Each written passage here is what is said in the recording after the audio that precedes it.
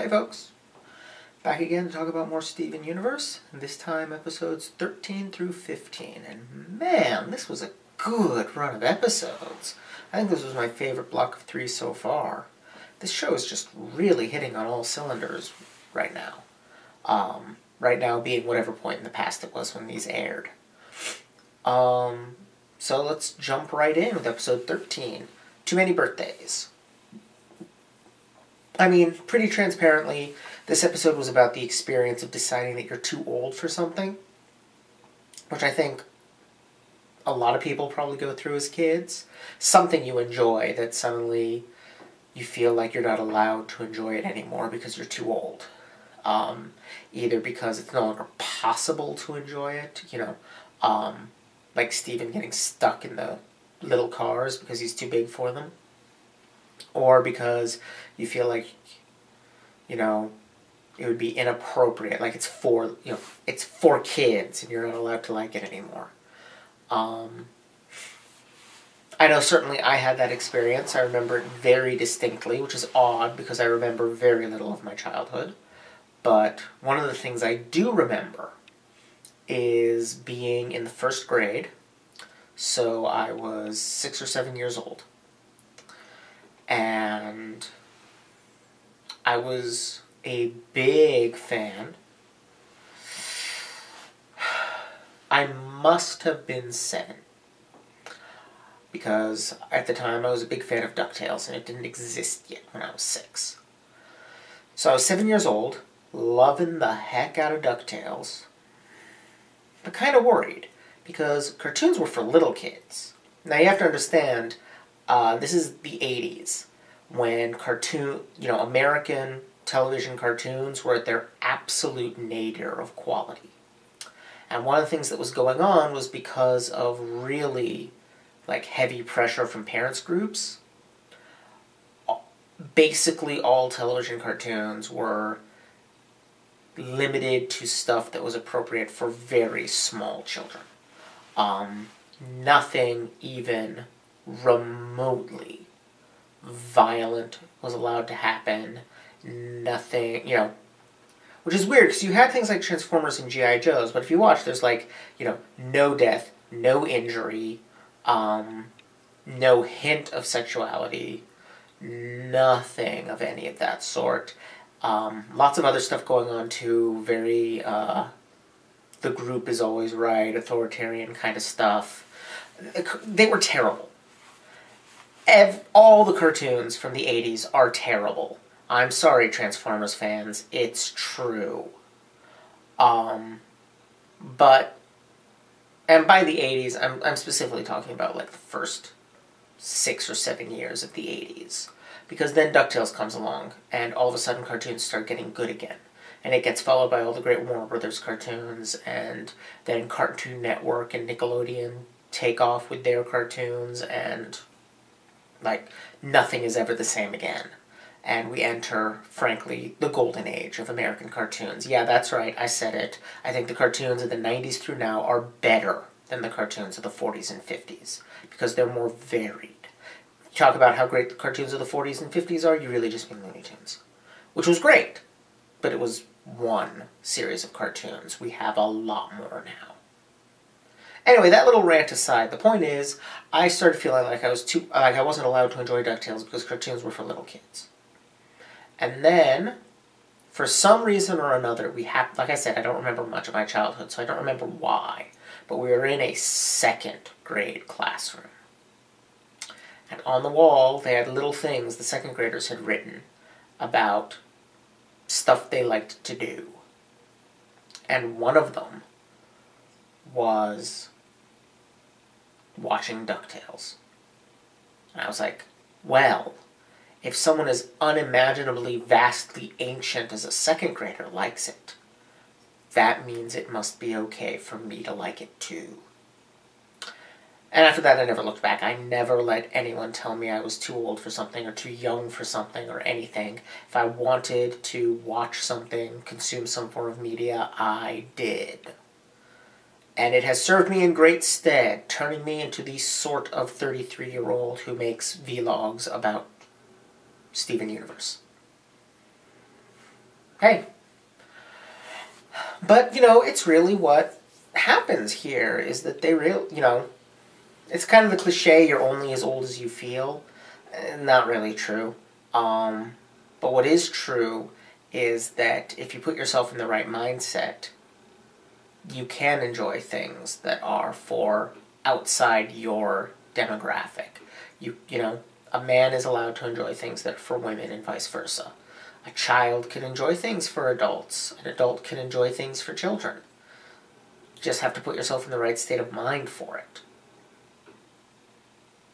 So,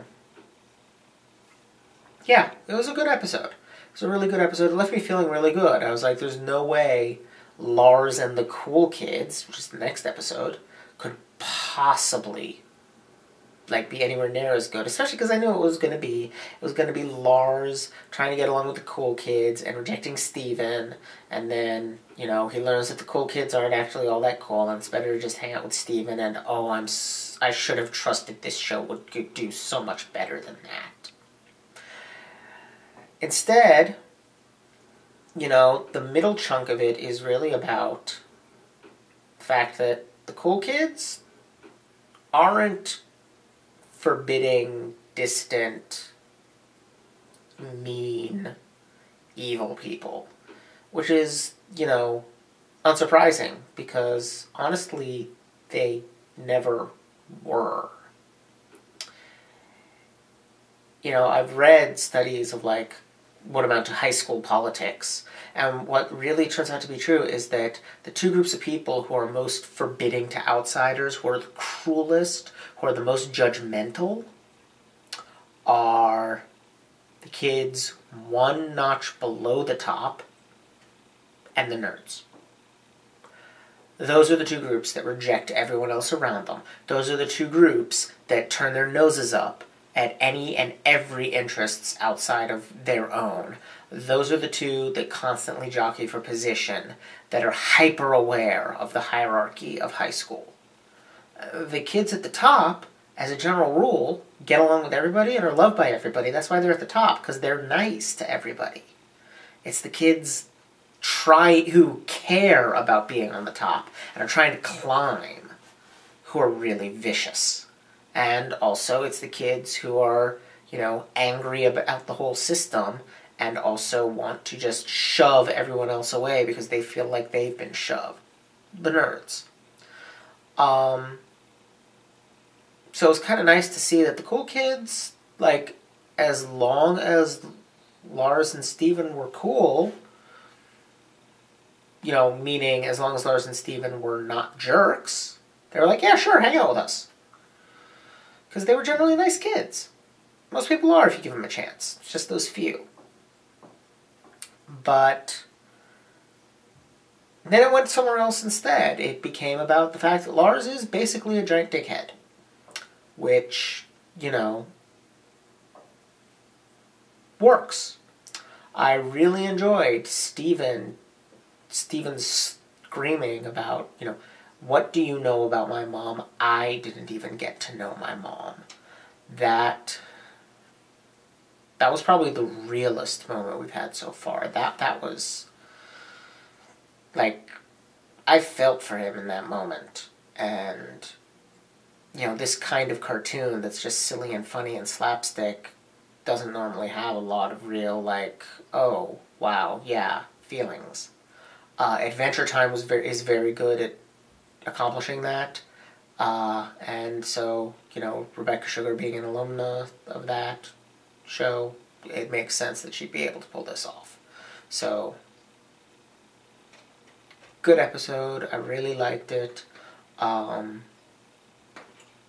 His mom's ability to see the beauty in everything, even disgusting moss, kind of explains a lot about her relationship with Mr. Universe. Yeah. So that was good. And that brings us to the last episode, Onion Trade, which by this point I was like, okay, no way are they keeping this streak going. And at first, honestly, it looked like they weren't. Then came the scene where Onion threw the ketchup packets and went driving over them, and I just started laughing because that was ridiculous and beautiful. And then, like, the thing explodes, the moped or whatever it was, and there's fire everywhere, and Onion is just incredibly evil. It was hilarious. I really, really enjoyed that scene, and just freaking, like, I just freaking lost it laughing, and I thought, okay, that was the one good scene for this kind of episode. Except that then it just kept going. It just kept being great. As Onion gets control of the replicator wand and just goes berserk with it for no reason. I love that we get no insight whatsoever into why Onion does the things he does. He just does them. I mean, I guess we sort of get Steven explaining it at the end about stealing his toy. That still doesn't explain the stuff with the replicator wand. And Onion is just so, like, replicating the cars to attack Garnet and stuff. Like, this tiny child should not be a serious threat, yet he is one of the most serious threats that these episodes have had. Like, he's on par with the things from the big action episodes, like the worms from the first episode, for example. And that was cool. I liked the way they played with that. I like just how ridiculous Onion is. And then, again, a moment that had me bursting out laughing, because I was already thinking about what I was going to say about the first episode. So I had Ducktales on the brain. And so, when Amethyst had that line about pretending to be a rich... was it Amethyst or Steven or both? Whichever. The line about pretending to be a rich duck. I just cracked up a second time. Because, yes, that is how you swim through massive piles of cheap vending machine plastic. You pretend to be a rich duck. Love it. I mean, just the fact that they're referencing DuckTales, which, I mean, I guess it's kind of in the air right now. There's news of a new series coming out. Around the time this episode was made is probably about the time the remake of the video game happened. So, I mean, I understand why they're making the reference. And plus, you know, these are animators who are about my age. Of course, they're obsessed with DuckTales. If you were watching cartoons in America in the late 1980s, you saw DuckTales, and you loved DuckTales because it was awesome. Anyone who has seen DuckTales and does not love DuckTales, I mean, there's no accounting for taste, but that's a bit suspect. Nah, I kid. But it was really good, holds up even today, and so utterly unsurprised that, you know, cartoon makers of this caliber would be referencing it. And that kind of brings us full circle back to the first episode. So the set kind of looped around for me. It worked well as a trio. And like I said, a really solid trio of episodes. I really feel like this is the best the show has been yet. Like, it's getting continually better. So, really enjoying it. Really looking forward to getting to some more next week. And I'll see you all then. Later.